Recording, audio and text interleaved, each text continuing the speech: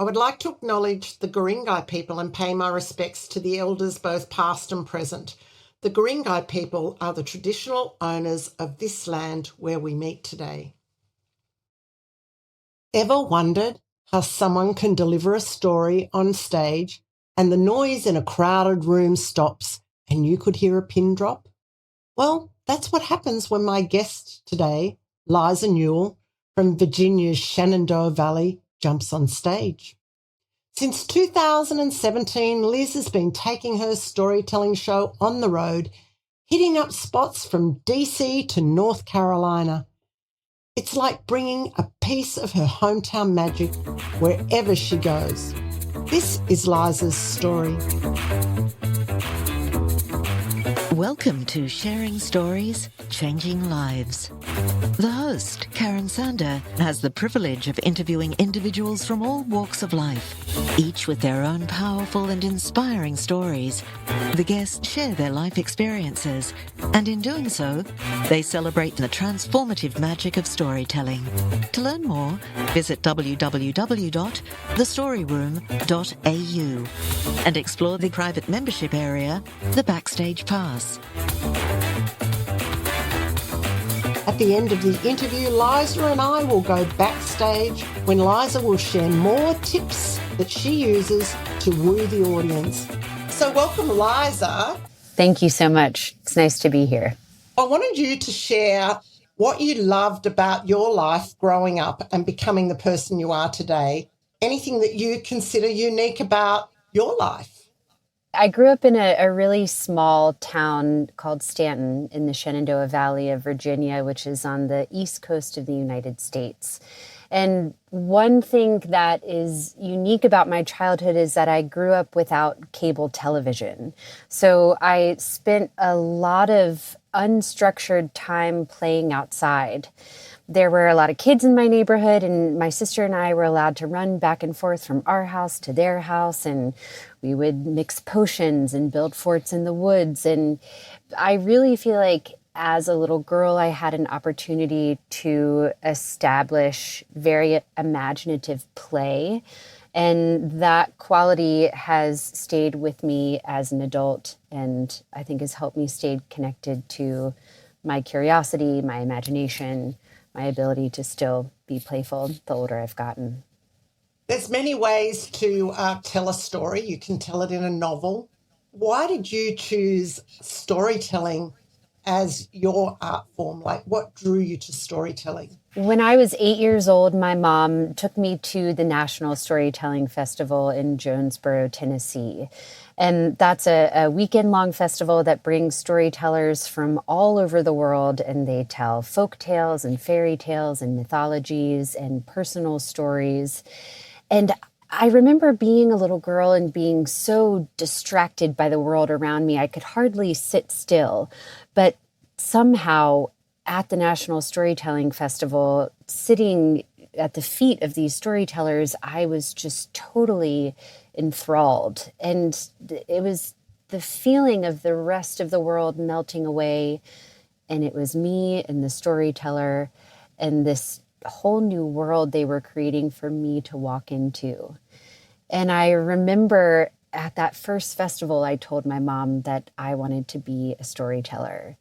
And my path has, branched off in all sorts of different directions since then, but it's always been an art form I've loved.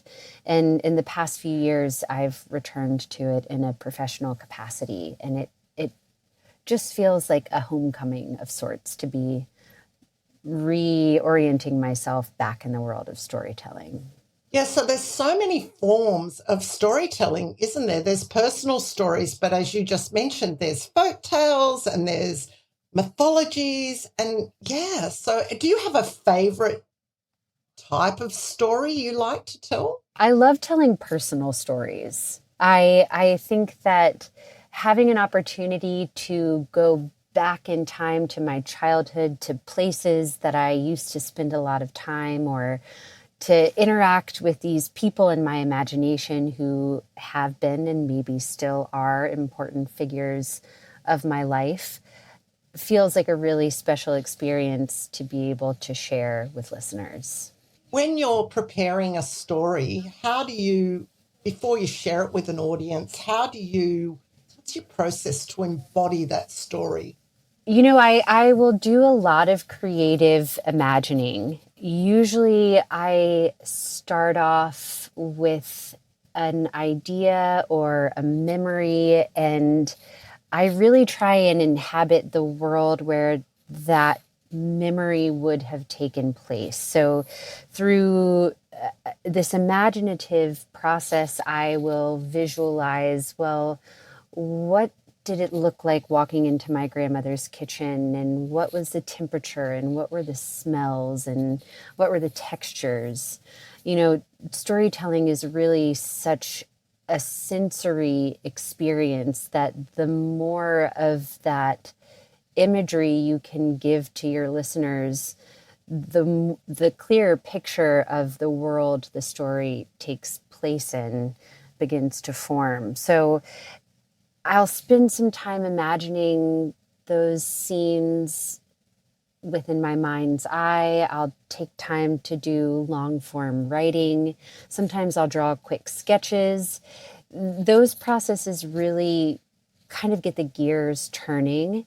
And then I think a way to get the story really rooted is to approach it through this embodiment practice of, okay, I'm a very physical storyteller, so I like to practice and work on my stories standing up so natural movement can come through, and I can consider, if I'm bringing the character of an angsty teen into this story, what is their posture, what is their body language, and being able to put my physical body in that kind of mode of the angsty teen affects my voice and affects my pacing. So it's all this process of enactment that feels very alive and in the moment. What else sort of helps you to bring a story to life? Are there any other things like maybe dance or? Yes. Yeah. I find that the more that I can wake up creative capacities within my body, then the more open I am energetically for a story to come through. Something that I have worked into my rituals around creating stories and before sharing them is this process of dance. It is a spontaneous process, sometimes with music, sometimes without music, but I found that this free flow dance allows me to get into an intuitive space of rhythm and of breath and of motion, and it does put me in a creative flow state that translates into being able to tap back into that creative flow state when I'm on stage sharing a story. Yeah, I guess from my point of view, when I come on stage, yes, I'm very prepared when I go on stage to MC a storytelling event, but I'm not in that creative mode like a storyteller would be as they come on stage. Can I share something that happened to me a few months ago, Please. Liza? I jumped on stage and I felt really flat and I couldn't bring the energy to the introduction. So I just said to everybody, can I just stop for a minute? Karen's not here yet. I'll be back in a minute. And I ran to the end of the stage and I did a little jig up and down. And I went, okay, she's back. That's excellent. And something was really lacking in what I was delivering. So I had to go and find it. And it was really fun to show the audience that you can goof around on stage. Definitely. And, people appreciate, I think, that you're not always on. Right. I think that just makes the moment so relatable because we don't always show up as energetic or as engaged as we want to be, but doing what you just described allows us to tap back into a different sort of energetic state of being and say, okay, now I'm going to take the energy of this jig and I'm going to bring it back with me and totally enliven the introduction that I'm going to give. Is there a specific experience where you felt really connected to your body while you were telling a story? And what was that, if there was one, what was that feeling like? I had an event in January in Washington, D.C., and as soon as I stepped on stage, it was that same feeling that I described it as being at the Storytelling Festival when I was little, where the rest of the world melted away. And the feeling was almost one of myself melting in the story. I, as Liza Newell, wasn't really there. I had kind of become this archetypal storyteller who was fully rooted in the world of my story. And from that place, I was able to invite the listeners in and lead them through the experience of the story I wanted to share with them. And, I used to do a lot of musical theater in high school, and I would have similar experiences. And I used to put it in the context of well, I feel like I would get on stage on a night when our show was live, and it's almost like I would black out, and then I'd come back to at the end of the show when we were taking our curtain call. And that feeling became an indication of how well I did. Of course, when I was in theater, I had memorized the script and I knew the choreography. And as a storyteller, I know the story I'm telling. But it's less about what I know I've said and more about the feeling I step off of the stage with that indicates how present I was and how well I carried the story. For people in the audience, you're taking them on a journey. And you said that earlier, the journey you went on when your mother took you to that first event and that you were just lost. I think it's a beautiful gift that we can give to each other to be lifted out of the moment of whatever else might be going on in our lives. If it's challenging, if there's sadness, and just find levity and reprieve and the opportunity to step outside of yourself and be in a new space with the storyteller and other listeners. About the relationship between the teller and the listener, can you give us some context around that? Yes. I think the relationship between the storyteller and the listener is very specific and alive. You really need a listener to be there in order for the story to, at least for me, not feel dormant. And when a listener is present, there's this incredible communal invocation that happens of call and response, of action and reaction.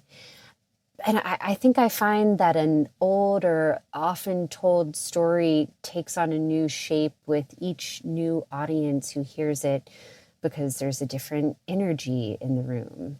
There are different people listening. There's a different spectrum of emotional and imaginative connection. And, I came across an article the other day that quoted Ori Hassan, who is a professor of psychology and neuroscience at Princeton University. And he said research has found that as a listener hears a story unfold, their brain waves actually start to synchronize with the brain waves of the storyteller. And I just loved that because I think it really illustrates how stories create a context for larger alignment across any other layers of identity we might be carrying with us.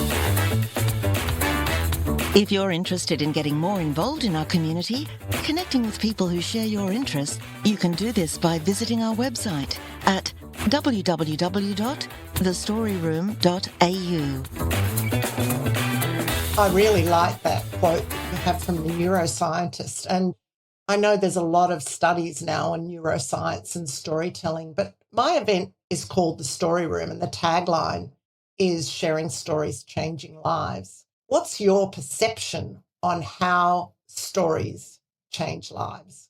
I mentioned earlier that how storytelling is this really it's a sensory experience. And when a story can engage all of our senses, it evokes an emotional connection to the story that is being told. And that emotional connection makes storytelling a very persuasive art form. I really believe that stories that are shared out loud help open up new pathways of understanding, both within the teller and the listener. And as those new pathways are open up, intersections are created where my experience can intersect with yours and your experience can intersect with mine. And all of a sudden we have a common landscape from which we can orient. I think the timeless stories have offered us the opportunity to choose empathy and to be brave in the face of exploitation and to rise up and show resistance and resilience. So stories are really great teachers for us. Listening to stories is a learning curve for me. It's like my lifelong learning process because I'm learning to understand. I'm learning to be more able to see other points of view and put myself in other people's shoes and to be more empathetic. Absolutely. And it's not always easy. Listening to stories is not a passive experience. And I think you touched on something really important, is that to really take a story in requires you to leave a lot at the door and walk in disarmed and open and receptive. Are there any techniques or strategies that ensure that your stories are coming from within and not from in your head? I mentioned earlier my practice of dance as a way of rooting into my body and sparking this creative play. I also find that getting outside, like I used to do in my childhood, is in a really important way to connect energetically with nature, and that feeds this calm capacity in me.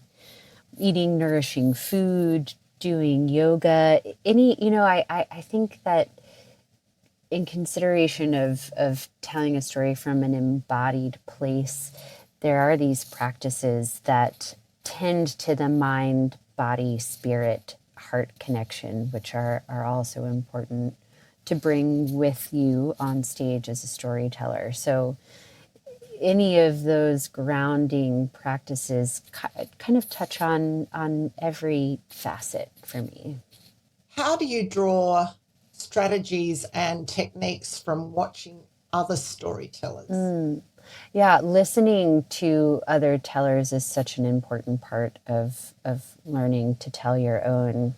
I often listen to other tellers and try and hold this curiosity that asks the question, how did they do that? Where did they start their story? Did it start in the middle of an action? Did it start in their grandmother's kitchen? Did it end in their grandmother's kitchen? What was their pacing like? What was their tone of voice like? How did they introduce different characters and embody them?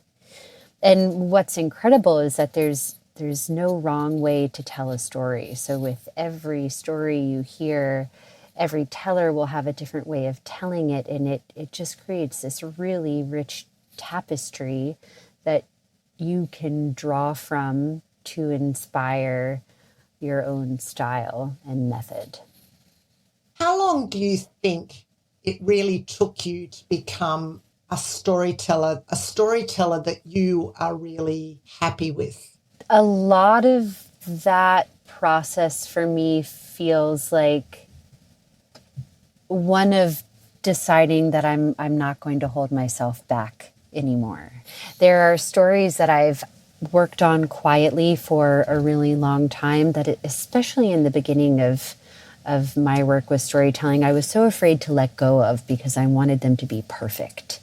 And of course, there's no such thing as perfect. So I was just waiting and waiting and waiting for some unknown moment where I could finally set these stories free. And I just got to a point where I was tired of waiting. And I decided, okay, I trust myself. I trust the listener. I trust the story. And I can give myself permission to set these stories free. Can you give us an example of a particular story that was challenging for you to develop and it took you a long time, and what made it challenging for you and how did you overcome those obstacles? There's a story that I started working on recently about a period in my life where within a 6-month time frame, I had switched professional careers 3 different times.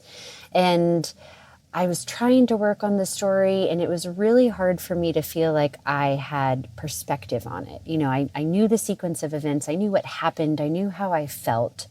But what I realized is that not enough time had passed between that 6-month period of me having 3 different jobs and where I was now.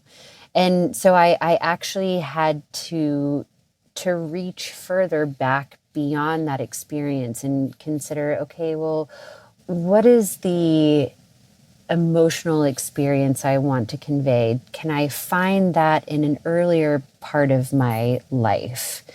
A storyteller who you and I have both learned from, Noah Baum, tells her students that if you try and tell a story that is an experience you've just lived, you don't have the perspective on it to really understand what it means.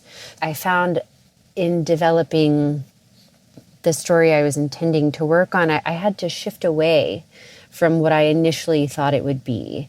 And the story that I ended up telling was a story of how I fell in love with storytelling as a little girl and then have come back to it as an adult. When you're going through personal issues, conflicts in your own life, how does storytelling help you? Can you make up a story about that? You might not want to tell it to an audience, or it might be a very small audience.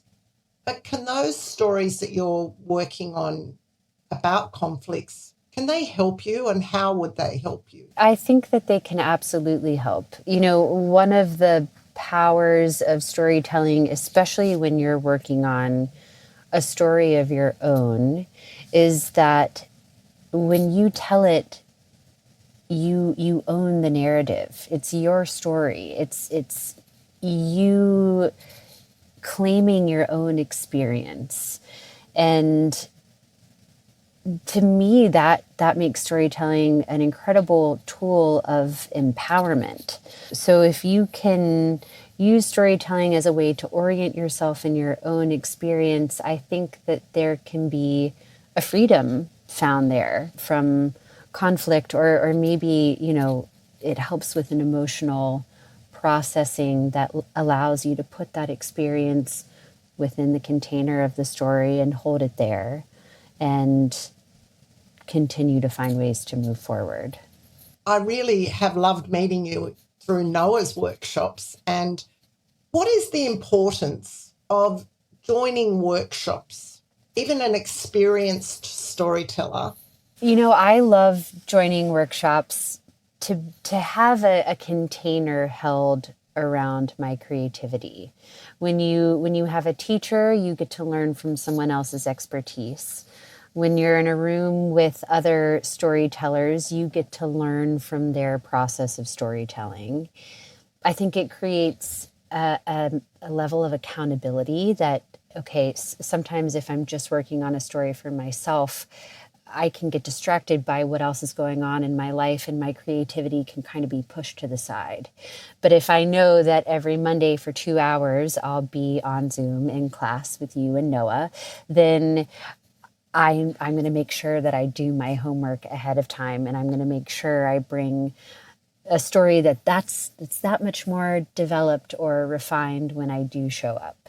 That accountability is so helpful, and just the networking is, I think, incredible.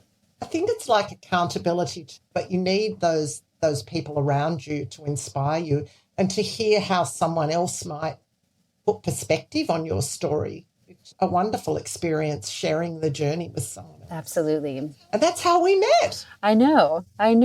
It's so fun.